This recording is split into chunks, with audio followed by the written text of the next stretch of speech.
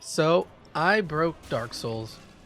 As I was deciding to start my first real playthrough, I found out about a Souls duplication glitch, and my curiosity got the better of me. I thought, it's 2023, surely this was patched out of the Remastered edition a long time ago.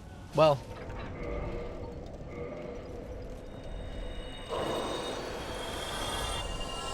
it still worked. At first I thought, hey, let me get rid of all these souls and play it the way Miyazaki intended. But the lust for power got the best of me. I'm the Homelander, and I can do whatever the fuck I want.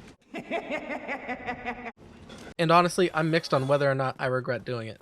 For anyone that is interested in doing this themselves, you will need to play the game normally until you reach the Undead Merchant and the Undead Bird. From there, you will want to either grind for enough souls to buy 999 of the cheapest arrows, or as many as you can, and reinvest the souls you gain from the glitch until you reach 999 arrows. You will also need at least one soul in your inventory. At this point, I would recommend getting the bottomless box from him as well in case you have multiple souls of the same kind in your inventory. This glitch basically lets you pop one soul as if it were 999. If you have more than one of a kind on you, it will use all those up in the 999. So in order to gain the most possible from this, you will want to make sure you keep all souls but one in your item box.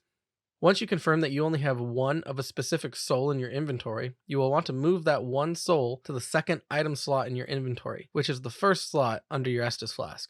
This is where it gets a little tricky. Go to your arrows in your inventory and select drop, and then hit the down button to drop 999. Then move the cursor over to confirm and then back to cancel.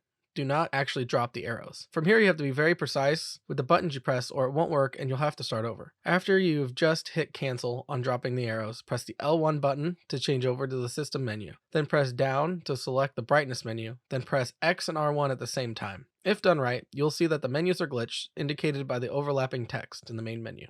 This process does take a minute to get the hang of. In my case on the PS5, I had to give a slight delay to the R1 button as I pressed X. But if you mess up and the menu just changes over instead of glitching, you can roll back to the system menu and try again.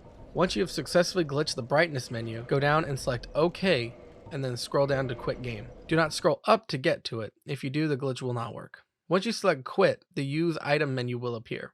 Select 999 and press OK. Instead of quitting the game, you successfully gained millions of souls and can now become the god you were always meant to be. Well, mostly. I used this glitch to become super OP early on in the game, and I feel like it makes the game easier, but not to the point where you become untouchable.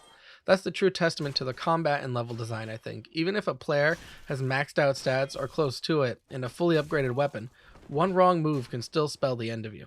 Sure, in the Undead Burg, even up to Anor Londo, things were sailing pretty smoothly, though Blighttown can still piss right off. I struggled along the way with some of the level design choices that made it difficult no matter your power, like these stupid archers in Anor Londo. Who put these here? Man, they suck. I did start to regret my choice once I made it to Ornstein and Smo though. I was so overpowered that I was able to take them down pretty easily and quickly.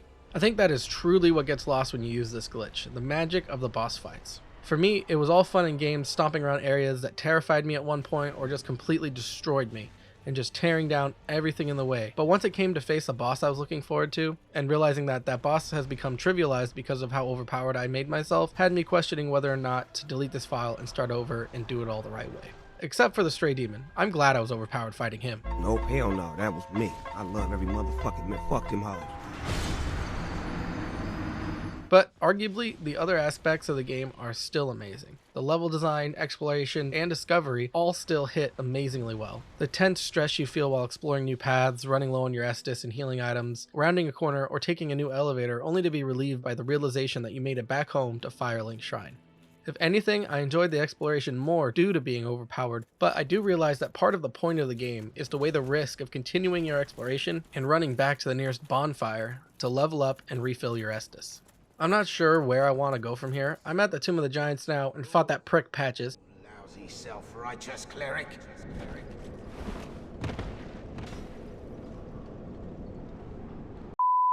I'm still really enjoying the game and the story. The world is still beautiful even after all this time, but I can't deny some aspects are missing from this playthrough. I'm sure, even though I am overpowered, that the rest of the journey from here won't be easy, but it also won't be as difficult as it was intended to be. I think that since I am so far into the game, I might keep pressing forward and go from there. Whether that means starting over from the beginning the right way or taking on probably the most divisive game in the series, Dark Souls 2. What do you think I should do? Are you curious about how this glitch and how being generally overpowered affects the gameplay and the overall heart of Dark Souls? If you made it this far, thanks for watching. Don't forget to like, subscribe, and comment, and I'll see you on the next one. Thank you.